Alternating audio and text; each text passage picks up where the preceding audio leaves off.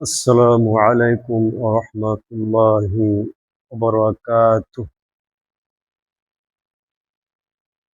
نحمده ونصلي على رسوله الكريم وعلى آله وأصحابه أجمعين. প্রিয় মুসলমান ভাই বোনেরা, আমরা আজকে আলোচনা করব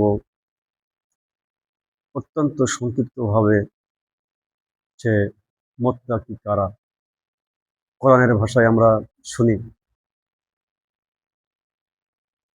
মহান রব্বুল আলামিন বলছেন, الذين ينفقون في السراء والضراء والكاظمين الغيظ والعافين عن الناس والله يحب المحسنين।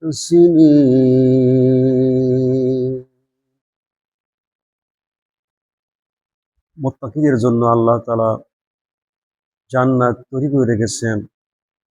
আর মুত্তাকি তারাই যারা সচ্ছলতায় অসচ্ছলতায় দান করে, ক্রোধকে সংবরণ করে, আর মানুষকে ক্ষমা করে দেয়। এরা শুধু মুত্তাকি নয়, এরা হলো মুহসিন। আর আল্লাহ তাআলা মুহসিনদেরকে ভালোবাসেন। ইমানের অর্থাৎ ইসলামের 4টি পর্যায় রয়েছে। একটি হলো ইমান, ইসলাম, তাকওয়া, ইহসান।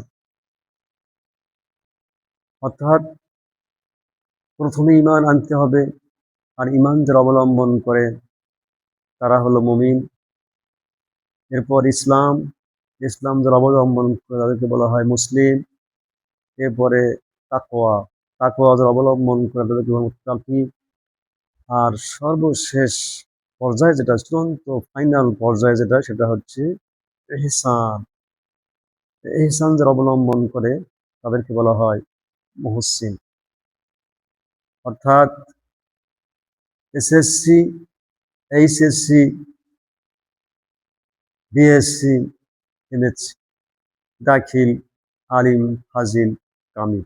তো কামিল বা এমএসসি বা টাইটেল এটা হলো চূড়ান্ত।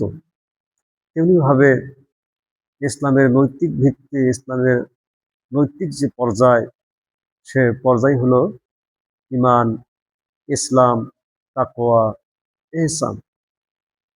তাই আসুন আমরা